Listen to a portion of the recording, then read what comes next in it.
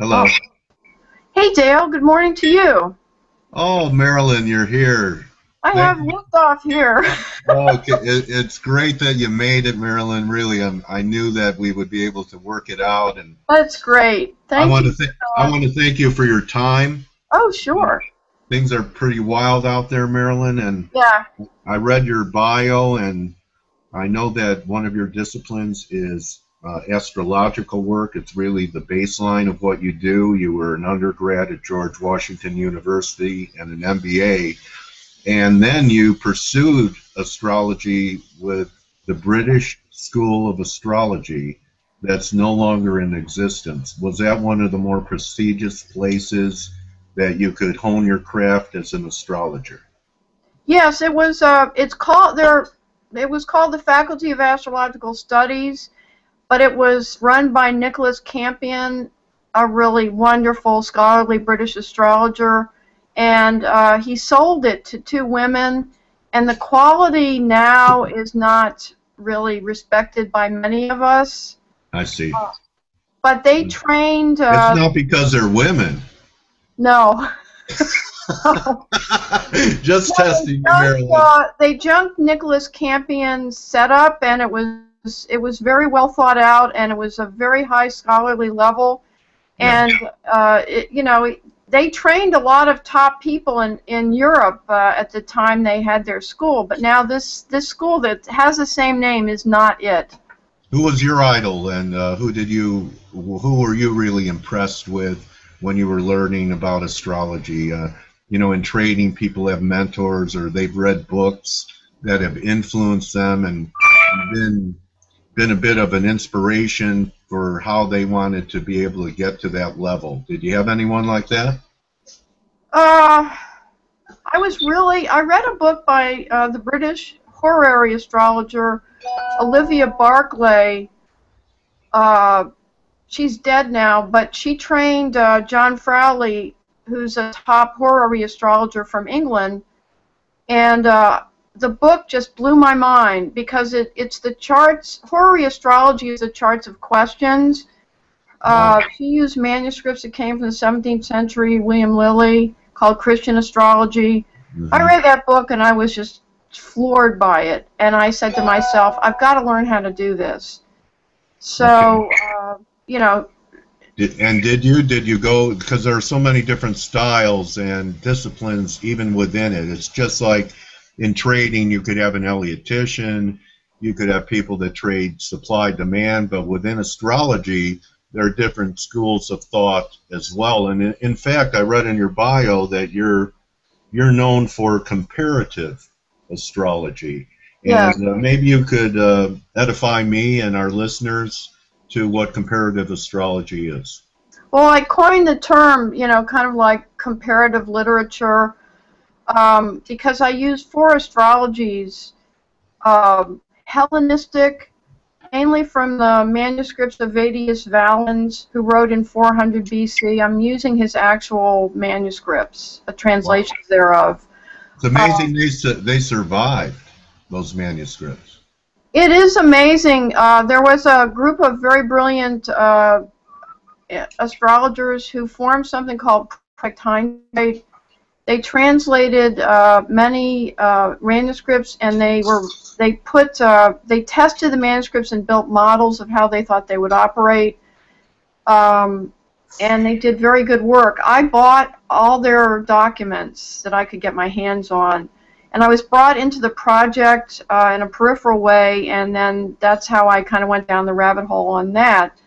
I do Vedic astrology. The manuscripts are 4,000 years old. Manuscripts from that time translated. I've tested them. I don't use all the rules that are 4,000 years old because I don't find them to be valid. I use British horary astrology, charts of questions from the manuscripts of William Lilly, written in the 17th century in England. And I use Western astrology because I was trained by the British. I use their methodology of going through a chart. They had a critical path. They taught all their students of going through a chart. First you do this, then you do this, then you do this. And they gave us an exam at the end where we were tested on, they gave us a blind chart.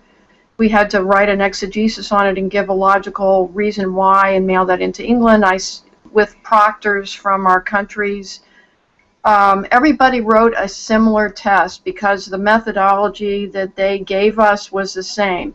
That critical path is something I do with every kind of astrology I use. I go through the charts the same way. But all of these astrologies are completely different. So Vedic astrology is very good for character, if somebody shows somebody's evil or not. If you take the chart of Charles Manson, for example, the Western chart does not show his evil. The Vedic chart shows the yogas. It shows that he had women kill for him, and it shows how he functioned as a murderer. I use Vedic astrology for character with Western astrology to see how the person physiologically operates. And I've done 35 years of my own proprietary research in Western astrology of charts of everything. It's all in my head. So when I first started, I used to do a stack, like 2 feet stack of charts a year. So it's all in my head. So people think, like some people have described me as a psychic. No, I have in my head the memory of very many large patterns that just are in there. Like, I remember them all. So, well, I'd like to get inside your head now, Maralyn, because, you don't have to be an astrologer or a GAN person or anything to know that it feels like we've crossed the Rubicon, or we've entered a different paradigm in the markets, in the financial markets, on the geopolitical scene. A lot of people worried about what's happening in Russia. I heard an analyst talk that he believed the markets are greatly underestimating what Putin may do.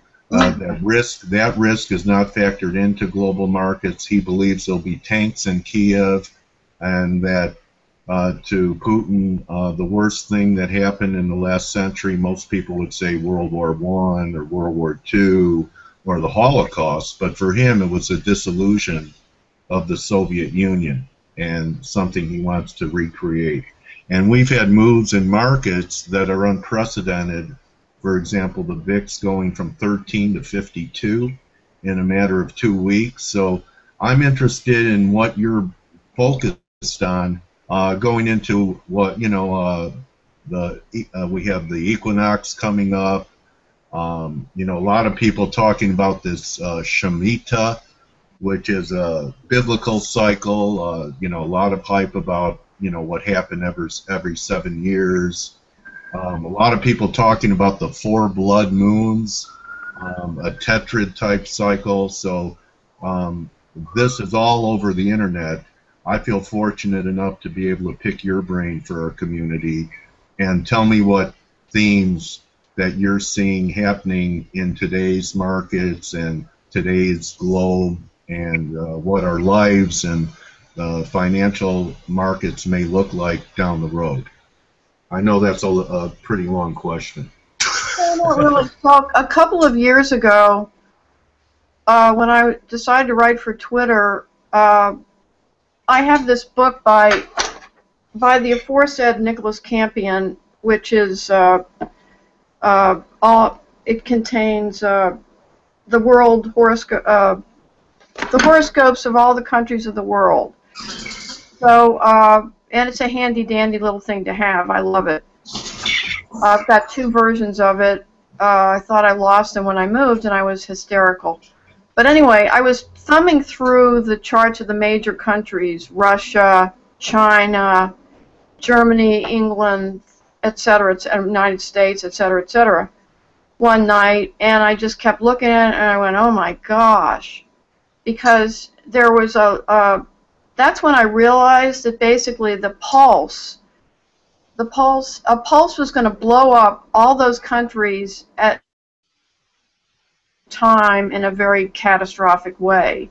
So, for example, if you look at the chart of the United States, if you look at the 9:30 a.m. chart of this morning, or the 9:30 a.m. chart of last Monday, the angles of when the market opened hits that whole succession of countries like a hammerhead.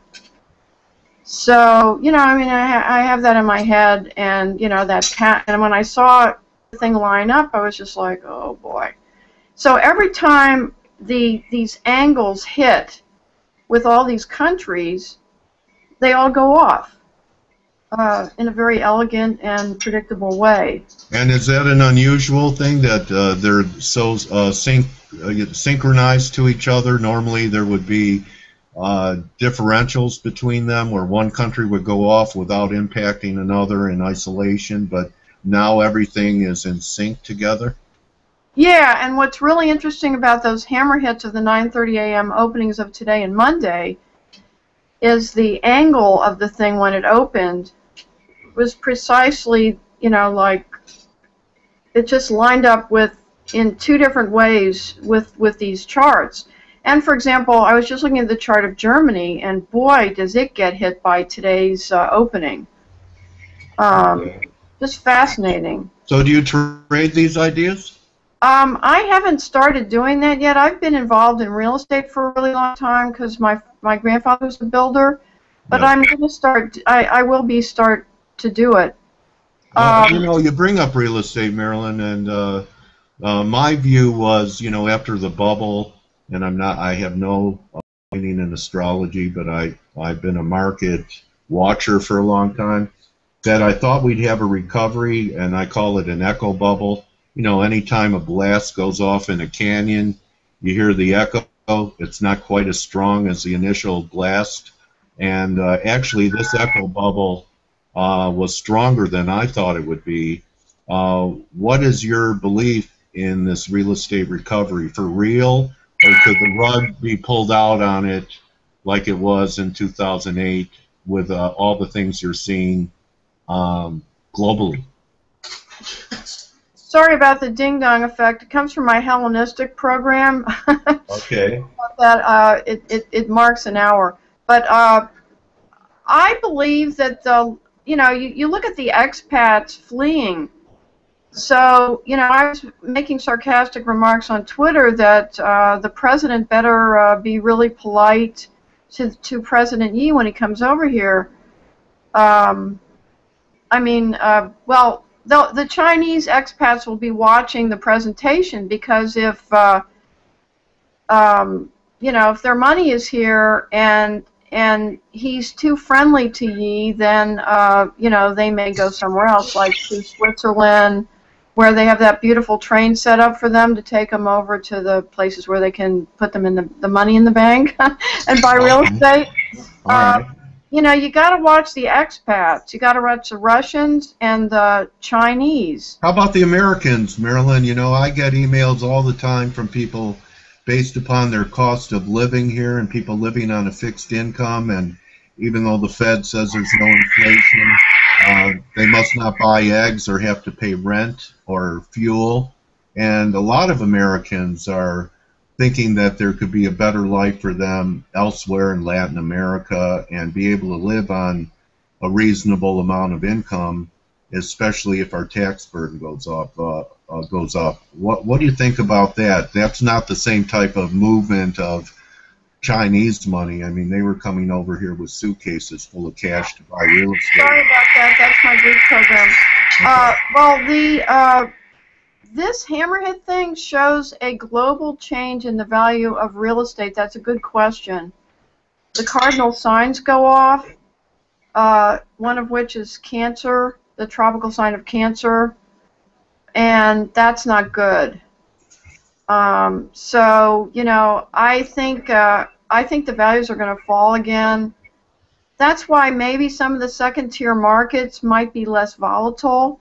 They might not have a higher, you know, up or down ratio that's dramatic and fabulous, but they also don't lose as much money. You know what I mean? Right. Yeah. So the bubble really is a coastline phenomena, and so the balloon was blown back up on the coastlines. You know, California real estate, New York, Florida. So you're saying that they would be the more vulnerable markets because in the heartland you didn't have that type of appreciation like you've had on the coastline. Let's face it, foreigners like to live by the ocean and in beautiful places. Yeah, and I really think California is vastly overinflated.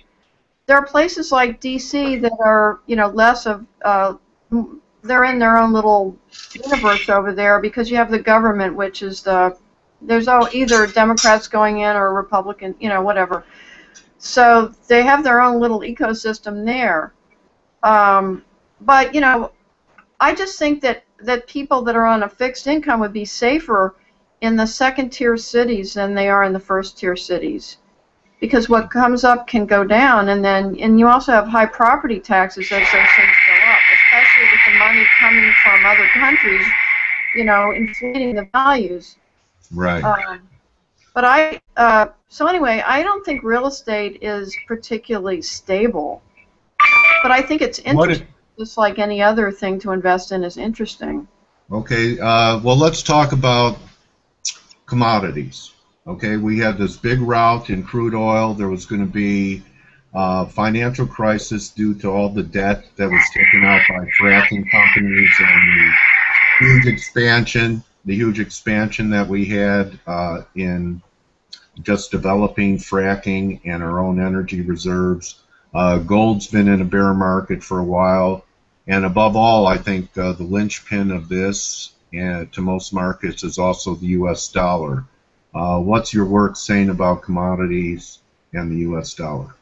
So I've described this small window of time up till October 1st as a mini depression, and I think it's been borne out. I made the China prediction late January, that China would get hit in late June to early July, based on a specific chart, which is not the chart of China, but it's another chart that I really like that I'm not going to disclose because people tend to take my ideas as freeware.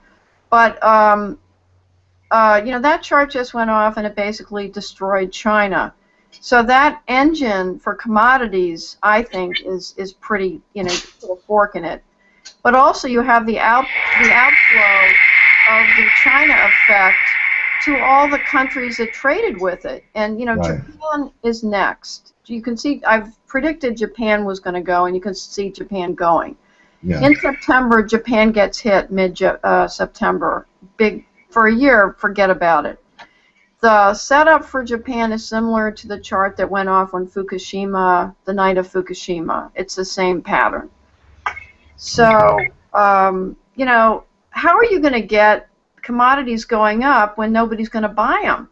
You know what I mean? There's no engine of growth, no engine of industrial growth. Or, my point about China was isn't gold a little different than oil?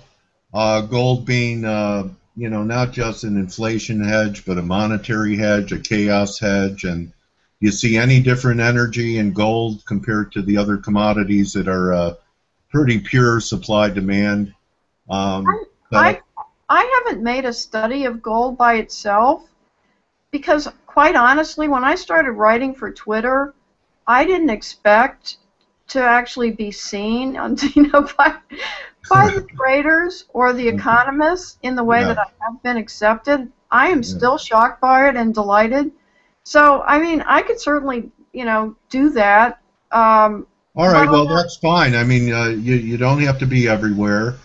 Uh-oh, I think we lost Maralyn. Oh. No, you're still there. Your picture's not, but you're still there. So why don't we just carry on with, all right, let's talk about the U.S. market. Of course, people are saying we've had such a long-term bull market in stocks, and this is just a correction. Do you view it as just a correction and that eventually the market will recover and make new highs, possibly into next year or late this year? Well, I think I see things coming to a head in a very bleak way, and then after October, the point is people should not assume they're in the same pattern. It's a completely different pattern. There's a big pulse in mid-September also that changes everything, and that's when Japan kind of ripples. And, you know, Europe is going off. So the question really is what's going to be left. You know what I mean? Because after everything drops up to October 1st, the level of value is going to be very low worldwide, in my opinion. You know what I mean? Okay. So this could be, you're talking about that we could have some type of, not just a decline, and this decline is vicious. You come in, S&Ps are 40 handles lower, that there's potentially a crash brewing into early October. yeah, I've basically said in print that I believe this is a mini depression. The word depression I used. Yes, Not I've been I know that word. I've been battling it for my whole life. But go ahead. I mean, what goes up must come down. It's not the end of the world. It's just if people just keep like acting like, you know, la la la la la, you know, it's the same atmosphere. It isn't the same atmosphere, and you have basically a epidemic of fear, which is sweeping the world, and you know, cascading panic. So until that cascade ends, you know, I mean, everything is getting, you know, the values are getting going down worldwide. I don't think it's going to stop until October 1st. Okay, so that's really only a month away. So we have this 30-day period to be on guard. And any view on the U.S. dollar and any view on a lot of, you know, since the 9/11, a lot of our rights, a lot of our freedoms have been taken away in, you know, you say fear. When people are in fear, they're willing to give away rights for safety. They're willing to, Shakespeare said, when the coffers are full, people shout out for democracy, and when they're empty, they cry out for a strongman dictator. And there's a lot of talk about perhaps bail-ins here in the U.S. and across the world, that people's money isn't safe in the banks, and that there's possibly a move against cash because a digital currency would give governments even more control over their citizenry. What do you see for the future of the U.S. besides values coming down into October? And kind of close it off with what are you seeing for the political season, which is again, with your theme of fear, Donald Trump, whose famous line from Apprentice is, "Be afraid, be very afraid."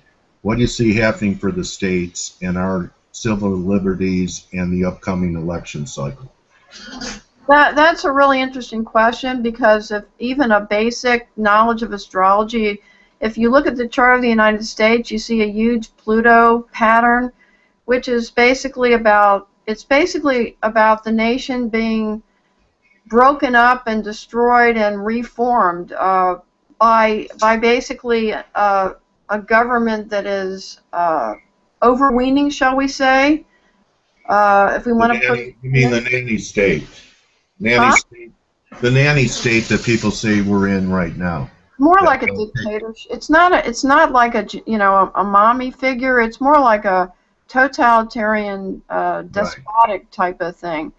The chart of the inauguration, I wrote a piece on it on my blog. Really made my hair stand on end, and I was pretty much ready for what happened after I saw that.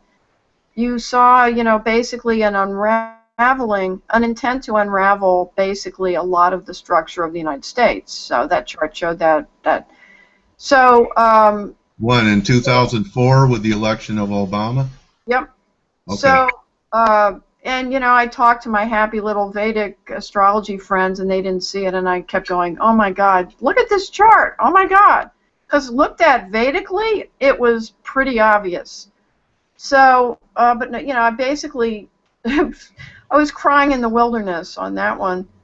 So basically, what you see is a taste for a power figure for America. That's why Donald Trump has lit up. That's why Obama lit up. You've got this Pluto pattern, to use Western astrology. And, you know, so the kind of abstract language that the United States picked was it's kind of a powerful, dominating figure. So that's what I think they're looking. I think Americans are looking for that in the new election, and so Trump might light up that way. Sounds like the 1930s when that was the trend in Europe. Yes. And you could actually call FDR, someone who served more than 2 terms, the same type of figure with at least some benevolence because he was for us, not against us. You got it. And the same patterns that brought in socialism, because people were desperate, everything was crashing and burning around them, you know, ushered in sort of benevolent or non-benevolent dictatorships or power figures that had, you know, a ridiculous amount of power.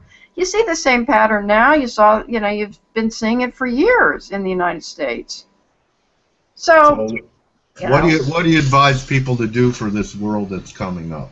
Well, I do think it's prudent to have different. I don't think gold's the dumbest thing I've ever heard of. To have some of that put away.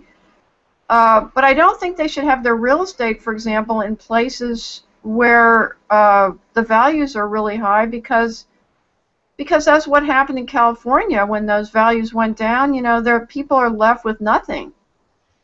And I think the stock market, the things that are hot now, are not going to be hot in another.